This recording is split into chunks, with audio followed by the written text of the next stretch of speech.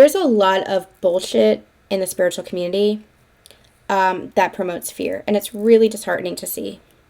Especially in the spiritual community, it promotes division, it promotes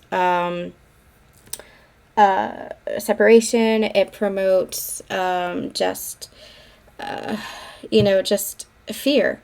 And it's disheartening to see because I feel like the intentions are good, but it's like the message gets skewed. It's disheartening to see, especially in the spiritual community, because of the work that we do. We're meant to be lifting other people. We're meant to be holding the light. We're meant to be, dismantling anything that isn't in alignment with God's source energy. And God's source energy is love. Now, that's not to say that, we don't experience the duality, which is fear, but it's about overcoming that fear. It's about recognizing that fear as a pattern and overcoming that to come back to the love. So when I say that there's a lot of bullshit in the spiritual community, I have seen over the years people talking about, oh, if you're not awake, if you're not at this level, then you're going to be left behind, then you're not going through ascension, then you're not going to go to new earth. And that's crap. That is crap. Everybody is where they need to be. There's this talk in the spiritual community, again, this division of, well, they're unawakened and they're sheep, and they promote this energy of people not being worthy because of it. And that's where we are at fault of the spiritual community, because that's where we're flawed, because we are therefore promoting even more division. By doing that, we have to recognize that everybody is playing a role, and even those unawakened people are playing a role for us who are spiritually awakened to kind of temper our own spiritual ego. And that's what it is, a spiritual ego. And we have to recognize that spiritual ego in order to recognize, hey, my soul honors your soul no matter where you are in your journey.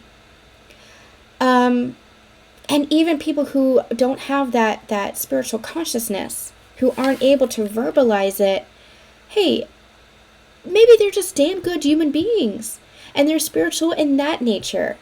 I always say that I'm a freaking jeans and cardigan wearing tarot reader.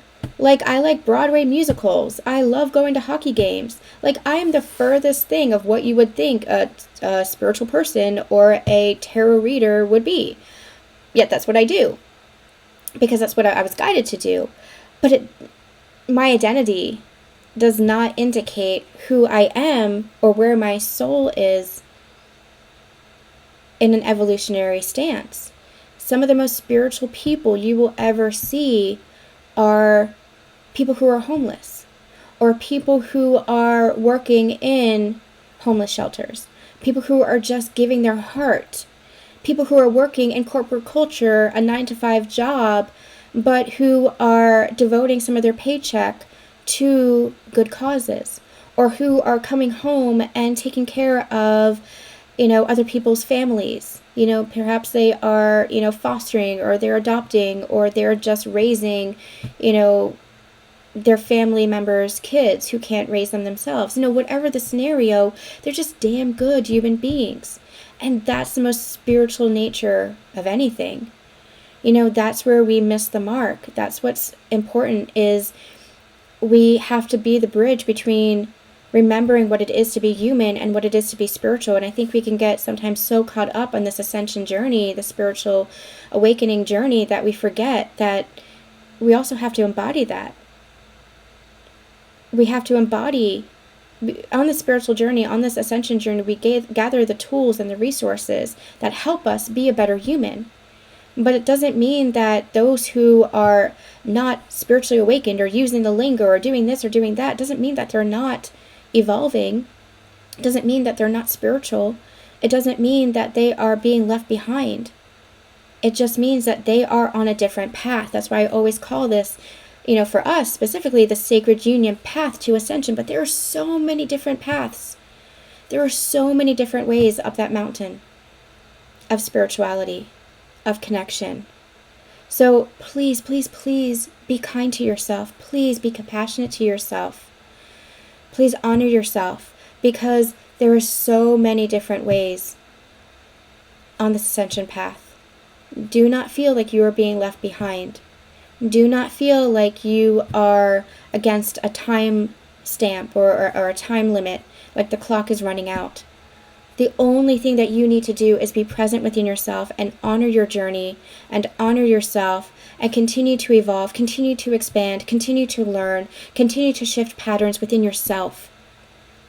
The outside physical reality is not a reflection, an accurate reflection of the internal work that you're doing. The external reality has a lag time. So it is the illusion. And the more we come into alignment with ourselves, the more that lag time kind of lessens. The more in alignment we are with ourselves, the more our physical reality does reflect our internal reality.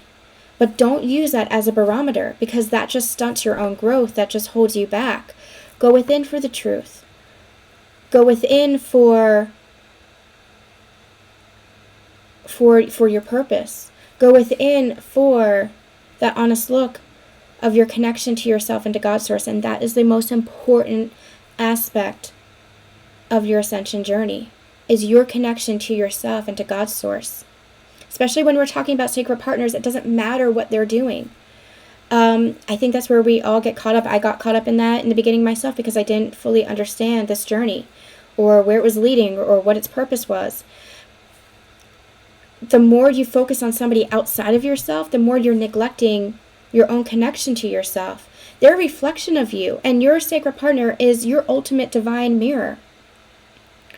They're your ultimate catalyst, your ultimate partner, your ultimate love, your ultimate reflection. Everybody in the world is a reflection of us in some way, an aspect of us in some way, but your sacred partner is truly your ultimate mirror to show you yourself. You are two souls, or one soul split into two physical forms for accelerated expansion and growth. And in that way, you can learn together.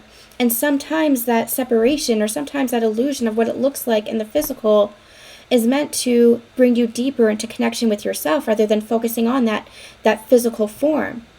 To recognize that union is always deeply within yourself. Don't lose sight of yourself. Don't lose sight of your own connection to God's source. Bring it back to yourself. You can never fall behind. You're exactly where you're meant to be. Just keep moving forward from this place in compassion and kindness and in honoring of yourself, and in deeper and deeper connection to yourself. What is your partner showing you? Okay? So I wanted to share that with you first, and I love you.